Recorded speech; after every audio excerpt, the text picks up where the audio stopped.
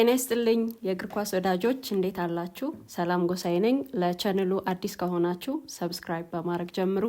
ፕሮግራሙን ካደመጣችሁ በኋላ ከወደዳችሁት ላይክ እና ሼር እንድታደርጉ ይሁን። እናንተ ላይክ ባረጋችሁ ቁጥር ሌሎች የእግር ኳስ ወዳጆች ጋር ይደርሳልና ያንን እንድታደርጉ በትህትና ጠይቃችኋለሁ። ስለምትሰጡኝ ውድ ጊዜ እጅግ አድርጌ አመሰግናለሁ። ሞይሴስ ካይሴዶ ይሄ ተአምረኛ ኤኳዶራዊ ተጫዋች 24ኛ ዓመት የልደት በዓሉን አክብሯል። በዚህ ድንቅ ብቃት ላይ ተገኝቶ ገና 24 ዓመቱ ላይ መሆኑን ስታስቡ ለቼልሲ የወደፊት ተስፋ እና ቁልፍ ተጫዋች ሆኖ የመቀጠሉ ጉዳይ ገና እንደሆነም በደንብ መረዳት ይቻላል። ሞይሴስ ካይሴዶ የወጣበትን 115 ሚሊዮን ፓውንድ ትንሽ ያደረገ ተጫዋች ለአንድ ዝውውር ሳይሆን በየጨዋታው ያዋጋ የሚገባው እስኪመስል ድረስ በሜዳ ላይ በልዩ ብቃት እየተጫወተ ይገኛል።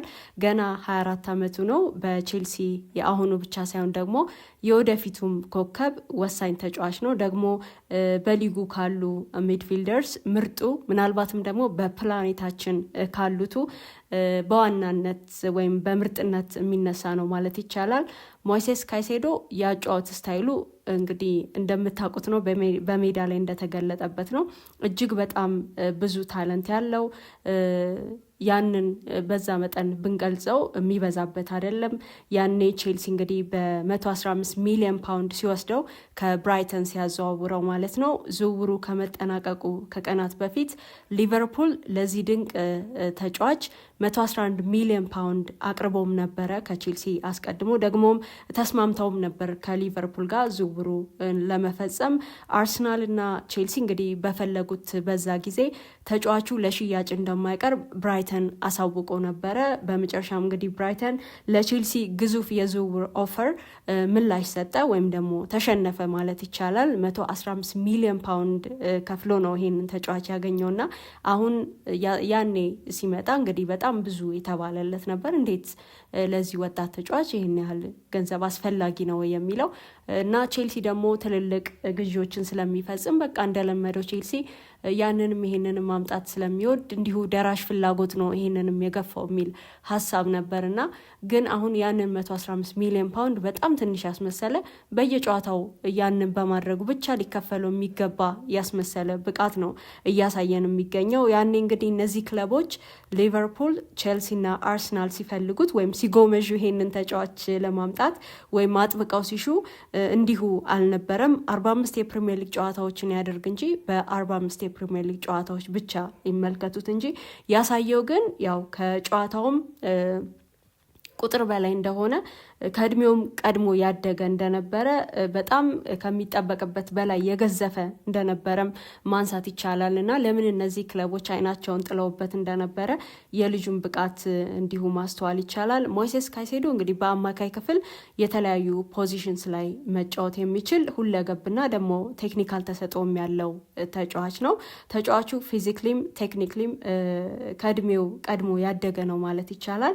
በ19 ዓመቱ ነው እንግዲህ ከኤኳዶር ካለ የእግር ኳስ ክለብ ወደ ፕሪሚየር ሊግ የመጣው ያኔ ብራይተን ሲያመጣው እና በእግር ኳስ ፊዚክሊ ወይም ደግሞ ቴክኒክሊ ብቁ መሆን ብቻ በተለይ በዘመናዊ እግር ኳስ ብዙ አዋጭ አይደለም። በተለይ ደግሞ ፖፑላር በሆነው ፕሪሚየር ሊግ ያው የፊዚካሊቲ ጉዳይ ይነሳል። ቴክኒካልም ያላቸው ችሎታ በጣም አስፈላጊ ነው። ግን ከዛም ባለፈ አሰልጣኞች ደግሞ የሚፈልጉትም ሌላ ነገር አለ። በሊጉ ምርጥ አማካይ እንዲያስብለውም ያንን ማድረጉ ብቻ በቂ ስላልሆነ ታክቲካሊ በጣም ብቁ መሆን ያስፈልጋልና ሞይሴስ ካይሴዶ እንደዛም ያለው ተጫዋች ነው። ካይሴዶ ታክቲካሊ እጅግ አስተዋይና ብልጥም ነው ማለት ይቻላል። ገና 24 ዓመት ሳይሞላው ቀድሞ ያገኘው አስተዋይነት ነው። ይሄ ደግሞ በብራይተንም የተመለከትነው ነው። በራስ መተማመኑ በጣም ግሩም ነው። የዚህ ተጫዋች የኳስ ችሎታ አለው። ለቡድን አጋሮቹ ራሱን አማራጭ ያደርጋል።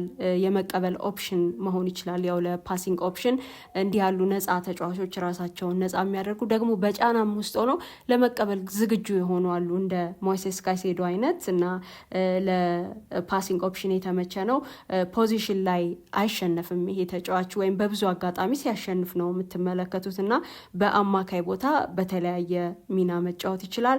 በ4-3-3 ሲስተም እንግዲህ ራይት ሳይድድ ነምበር 8 ወይም 8 ቁጥር መሆን ይችላል ወይም ደግሞ የተዋጣለት ዲፌንሲቭ ሚድፊልደር ሚድፊልደርም እንደሆነ እየተመለከትነው ነው። ዲፕ ላይን ሚድፊልደር መሆንም ደግሞ አይከብደውም ለዚህ ተጫዋች። በዚህ ሚና በቻለው ሁሉ በሜዳው የመሀል ክፍል የኳሱን ወይም ደግሞ የጨዋታውን እንቅስቃሴ ለማሳደግ ጥረት ሲያደርግ እንመለከተዋለን። የተጋጣሚንም የመጀመሪያ መስመር የሚሰብረው ይሄ ተጫዋች ነው። በጫና ውስጥ ሆኖ ደግሞ በመስመሮች መሀል ያው በተከላካይና አማካይ በመጀመሪያው ላይን ላይ ቢትዊን ዘ ላይንስ ማለት ነው በጣም የሚደንቅ ብቃት ነው በዚህ ጫና ውስጥ እንኳን ሆኖ የሚያሳየው እና በጣም በጥሩ ብቃት እየተገለጠ ያለ ተጫዋች ነው።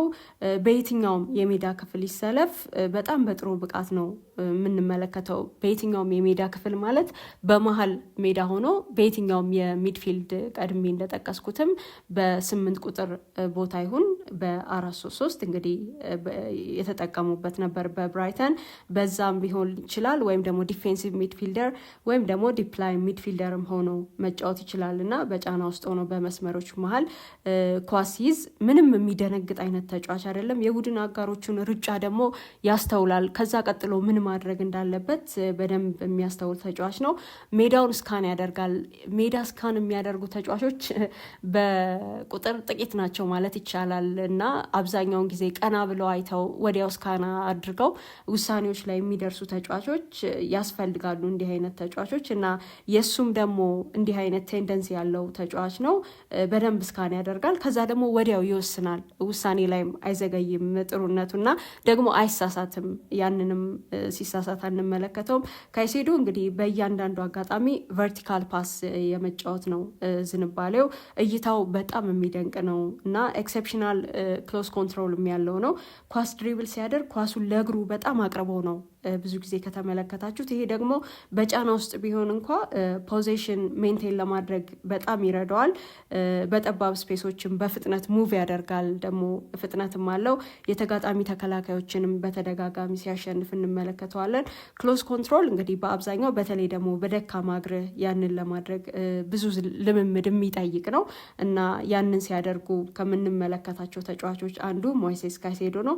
እንዲህ ያለው ተጫዋች እንግዲህ ቡድኑ ኳስ ባጣ ጊዜ ራሱ መልሶ ለማግኘት በጣም ጠቃሚ እንደሆነ ማንሳት ይቻላል። ለዚህ ነው አሰልጣኞች አሁን እንዲህ ያሉ ነገሮች ላይ በደንብ እያተኮሩ ያሉት። ካይሴዶ ከኳስ ውጪ በሚያደርገው እንቅስቃሴ ኢንቴሊጀንት ነው ማለት ይቻላል። በጣም ብልህ ነው። በዚህ ሁኔታም ቡድኑ አውት ኦፍ ፖዚሽን ሲሆን የኳስ ቁጥጥር ሲያጣ እንግዲህ በሚገርም ኢንቴንሲቲ ካውንተር ፕሬስ ያደርጋል። ኳሱን ለማሸነፍ የሚያደርገው ትግል ሁሉ በድል የሚወጣው ነው ሜዳ ላይ ስትመለከቱት። በቀደሙት ጊዜያት እንግዲህ ለካርድ ያጋለጡ የነበሩ ታክሎችን ይወርድ ነበረ። አሁን ግን ትክክለኛ ጊዜያቸውን የጠበቁ ታክሎች ነው የሚወርደው። ያንን ይፈጽም ነበር። አሁን ግን በጣም በብዙ አሻሽሎት ከካርድ ርቋል። ግን በቀደሙት ጊዜያት ያው ልምድም ስለሚያስፈልግ አሁን በእድሜም በኤክስፒሪየንስም አድጎ ነው የመጣው ይሄ ተጫዋች በቼልሲ እና በጣም ጥሩ ሁኔታ ላይ ነው የሚገኘው። ካይሴዶ እንግዲህ እንደ ዲፌንሲቭ ሚድፊልደር በብራይተን ጊዜያቱ አብዛኛው ሚናው ያው ዲፌንሲቭ ሚድፊልደር ነበረ በደብል ፒቮት ማለት ነው። በፕሪሚየር ሊግ በዲፌንሲቭ ዱዌልስ በደረጃ የሚቀመጥ ተጫዋች እንደነበረ ይታወቃል። ለተከላካይ ክፍሉ የሚሰጠው ሽፋን በጣም የተዋጣለት የኋላ ደጀን ነው ማለት ይቻላል። ፖዚሽናሊ ያለው ግንዛቤ ደግሞ በጣም የሚደንቅ ነው እና ካይሴዶ የተጋጣሚን ማጥቃት እንዴት ማቀዝቀዝ እንዳለበትም ይረዳል። ኳስ ባጣ ጊዜ ቡድኑ እና የተጋጣሚ ቡድን በሚያደርገው የማጥቃት እንቅስቃሴ ያንን እንዴት ማቀዝቀዝ እንዳለበት በደንብ የሚረዳ ተጫዋች ነው። በሌላ የሜዳ ክፍል ፕረስ ለማድረግ ሲሄድ ደግሞ የሜዳውን የመሀል ክፍል መች መልቀቅ እንዳለበትም በደንብ ያውቃል። ይሄ ታይሚንጉ፣ ፖዚሽናል አዌርነሱ በጣም የሚደንቅ ነው የዚህ ተጫዋች። በስሜታዊነት ብቻ ተጫዋች ወይም ደግሞ ኳስን ፕረስ ለማድረግ አይሄድም። በተለይ የቡድኑ ፉልባክስ እና ደግሞ ዊንገርስ ወይም የመስመር ተጫዋቾቹ ወደፊት አግሬሲቭሊ ፑሽ የሚያደርጉ ከሆነ ይሄ የእንቅስቃሴ ውሳኔው የእሱ በጣም ወሳኝ ነው ማለት ይቻላል። ቡድኑ በቀላሉም ተጋላጭ እንዳይሆንም የሚረዳው ነው። ካይሴዶ እንግዲህ እንደ ዲፌንሲቭ ሚድፊልደር በዚህ ይገለጣል። ደግሞ እንደ 8 ቁጥርም በአሰልጣኝ ግራሃም ፖተር እና በሮቤርቶ ዲዘርቢ ባክትሪ ከደብል ፒቮት ጀርባ እንግዲህ በመሀል ከነሱ ጀርባ የምንመለከተው በመሀል አማካይ ሚና ሞር አድቫንስድ 8 ቁጥር ሆኖም እንመለከተው ነበር። ካይሴዶ እንግዲህ እጅግ በጣም ታለንትድ ሚድፊልደር ነው። ሁለገብና ደግሞ ኤነርጄቲክ ዲፌንሲቭ ሚድፊልደርም እንደሆነ ተመልክተናል። የማይረግጠው የሜዳ ክፍል እንደሌለም ብያየ ነው። ሂት ማፑን ስትመለከቱት በየጨዋታው በጣም የሚደንቅ ነው። የሚገኝበት ቦታ ቦክስ ቱ ቦክስ ሞቢሊቲ ያለው ማያርፍ የሚተጋ ተጫዋች ነው። ጠንካራ ታክል እና ደግሞ ፕረስም ያለው ነው። ያው ቀዳሚ ተግባሩ በዲፌንሲቭ ሚድፊልደር ነው እና እንደዛ ከሆነው የመከላከል ሚናው ባለፈ ግን ለማጥቃት በጣም ስማርት ፓሲንግ ያለው እና ደግሞ ቦል ፕሮግሬሽንም ያለው ምርጥ አማካይ ነው ማለት ይቻላል። በፕሪሚየር ሊግ አሁን ጥያቄዎች እየተነሱ ነው። በፕሪሚየር ሊግ በቦታው ምርጡ ሚድፊልደር ነው ወይ የሚል ሀሳብ ይነሳል። ቼልሲ በሜዳው ስታንፎርድ ብሪጅ ኖቬምበር መጨረሻ ላይ እንግዲህ አርሰናልን የሚያስተናግድበት ጨዋታ አለና ከዛ ጨዋታም ቀድሞ መነሳት የጀመረው የካይሴዶ እና የዴክላን ራይስ ግጥሚያ ነው። ዴክላን ራይስ በአርሰናል ምን እያደረገ እንዳለ እየተመለከታችሁ ነው። በጣም የሚደንቅ ተጫዋች ነው። እሱም እንደዚሁ ድካም የማይታይበት ማጥቃቱን ይሁን መከላከል በደንብ ሲያቀለጣጥፈው ሲያቀናጀው የምትመለከቱት ጎል ሲያስቆጥር ጥራት ያላቸው ጎሎችን የሚያስቆጥር በጣም ድንቅ ተጫዋች ነው። እሱም ምንም ጥያቄ የለውም። አሁን ቼልሲና አርሰናል ከሚያደርጉት የቡድኖች ጨዋታ አስቀድሞ የመጣው የነዚህ የሁለቱ ፉክክር ነው። በቼልሲ ደጋፊዎች ካይሴዶ ነው፣ በአርሰናል ደጋፊዎች ራይስ ነው። ለኒውትራል ደጋፊዎች የእግር ኳስ ደጋፊዎች ወይም ለኒውትራል እግር ኳስ ተመልካቾች ስለ ሁለቱ መጠየቅ የበለጠ የተሻለ ሊሆን ይችላል እና በዚህ ሰዓት እንግዲህ ለቼልሲ ደጋፊዎች ራይስ ከሞይሴስ ካይሴዶ የተሻለ ነው ብሎ ማለት የማይታሰብ ነገር ነው። ለአርሰናል ደጋፊዎችም በተቃራኒው ካይሴዶ ከራይስ በላይ ነው ለማለት ይቸገራሉ። በዚህ መሀል እንግዲህ ራይስ ነው ብሎ ለቼልሲ ደጋፊዎች እንዲሁ ደግሞ ካይሴዶ ነው ብሎ ለአርሰናል ደጋፊዎች ለማሳመን በጣም ከባድ እንደሆነ መናገር ይቻላል እና ግን አንድ ነገር አለ። ሁለቱም በየቦታቸው ምርጥ ናቸው እንድልል የሚያደርገን ትንሽ ልዩነት አለ። በጥቂቱ የተለየ ፖዚሽን አላቸው እነዚህ ተጫዋቾች። ራይስ የበለጠ አድቫንስድ ነው እንደ 8 ቁጥር እና ካይሴዶ ደግሞ እንደ 6 ቁጥር። ስለዚህ በዚህ ለይተን ሁለቱም በየቦታቸው በጣም ምርጥ ናቸው እንድንል የሚያደርገንም ነው ማለት ይቻላል። እንግዲህ እነዚህ ሁለት ተጫዋቾች ከ100 ሚሊዮን ፓውንድ በላይ ነው የወጣባቸው የዝውውር ሂሳብ። እንግዲህ በ105 መምጣቱ ይታወቃል። ዴክላን ራይስ ደግሞ በ10 በልጦ በ115 ሚሊዮን ፓውንድ ነው የካይሴዶ ዝውውር የተፈጸመው እና በየቡድናቸው በጣም ቁልፍ ተጫዋቾች ናቸው ሁለቱም። ስፐርስ እንግዲህ ባለፈው ጨዋታ የመጨረሻው የሊግ ጨዋታው የቼልሲ የነበረው ከስፐርስ ጋር ያደረገው ነበር። ለዛውም ስፐርስ ሜዳ ላይ ተደረገውና ከዚህ በፊት ስላደረገው ነገር እንደው ተውትና የካይሴዶን ነገር ግን ካነሳን በዚህ ጨዋታ ብቻ በስፐርስ ጨዋታ ብቻ በሊጉ እንግዲህ ክብረ ወሰን የሆነ ዝቅተኛ ኤክስጂ ነው የተመዘገበው በስፐርስ በኩል 0.05 እና ያንን ያስመዘገበበት ያው በስፐርስ ድካም ብቻ አይደለም፣ በኤኳዶራዊ ጥንካሬ በአይደክሜ ኤነርጂው እና ደግሞ በታክል ፍቅሩም ነው ማለት ይቻላል። የስፐርስን ማጥቃት እያደበዘዘ ለቼልሲ ያስገዛ ያስጎነበሰም ነበር ማለት ይቻላል።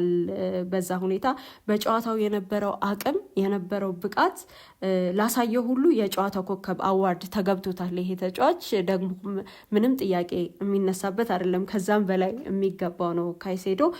በዚህ ሲዝን እንግዲህ የጎል ኢንቮልቭመንት 4 ላይ ደርሷል። 4 ጎሎች 5 ላይ ደርሷል። 4 ጎሎች አሉት። 1 ደግሞ አሲስት አድርጓል።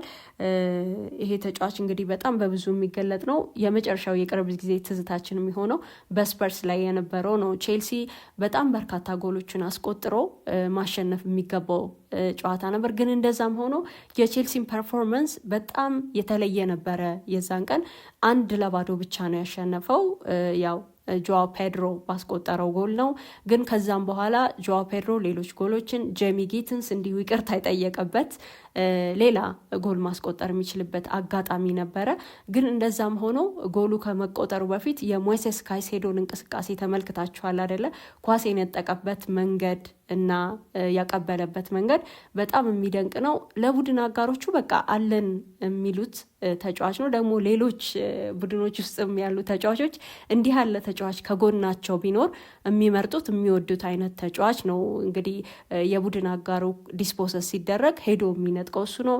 ሚስፕሌስድ የሆነ ፓስ ቢያደርግ አሁንም ሄዶ የሚቀበለው እሱ ነው እና በዚህ ሁኔታ የምንመለከተው የቡድንም ተጫዋች ነው። ደግሞ አሁን በግሉ የጎል ኢንቮልቭመንትም ያለው ተጫዋች እንደሆነ እየተመለከት ነው። በጣም አይደክሜ ነው። እነሱ በሌሉበት ይሄ የአማካይ ክፍል እሱም ባልያዘበት ጨዋታ ቼልሲ ሌላ ቡድን ሆኖ ተመልክተነዋል። ስለ ኮል ፓልመርም በተመሳሳይ እንላለን። ኮል ፓልመር ቼልሲ በሱ ላይ ጥገኛ መሆን የለበትም፣ እንደ ቡድን መጫወት አለበት። ይሄ ቡድን የኮል ፓልመር ቡድን ሳይሆን ቼልሲ ቡድን ነው መሆን ያለበት ይባላል። ግን ምንም ቢባል ቼልሲ ያለምንም ጥያቄ ኮል ፓልመር ጋር በጣም የተሻለ ቡድን ነው። አሁን ስለ ሞይሴስ ካይሴዶን በተመሳሳይ ይሄንን ማለት እንችላለን። መሀል ክፍል ላይ ምን እያደረገ እንዳለ እየተመለከትን ነው ያለ ነው እና በዚህ መጠን የሚገለጥ ነው። አሁን የፕሪሚየር ሊጉ ምርጡ አማካይ እሱ ነው የሚል ድምዳሜ ላይ ለመድረስ እየተቻለ ያለ ይመስለኛል እና በዚህ ሁኔታ ንጽጽር ውስጥ አለ። አሁን ከዴክላን ራይስ ጋር አለ እንዳልኩት፣ ግን ጥቂት ልዩነቶች ካሉ በሞር አድቫንስድ በሆነው 8 ቁጥር እና ደግሞ በ6 ቁጥሩ መሀል ያለ ፉክክር ነው ብሎ ማለት ይቻላል እና ቼልሲና አርሰናል በሚያደርጉት ጨዋታ ሁለቱ እንግዲህ እርስ በርስ የሚያደርጉት ፉክክር በጨዋታው የሚኖራቸው ባትል በዚህ ወር መጨረሻ የሚደረግ እና ደግሞ ለማየትም የሚያጓጓ ግጥሚያ ነው። ሞይሴስ ካይሴዶ ግን በጣም የተለየ ተጫዋች እንደሆነ ማንሳት ይቻላል። ለቻናሉ አዲስ ከሆናችሁ ሰብስክራይብ ማድረግ እንዳትረሱ። ፕሮግራሙን ከወደዳችሁት ደግሞ ላይክ እና ሼር እንድታደርጉ ይሁን። ስለሰጣችሁን ውድ ጊዜ ፕሮግራሙን ስላደመጣችሁ እጅግ አድርጌ አመሰግናለሁ። አስተያየት ቢኖራችሁ በአስተያየት መስጫው ላይ አስቀምጡልኝ፣ ሁሉንም እመለከተዋለሁ።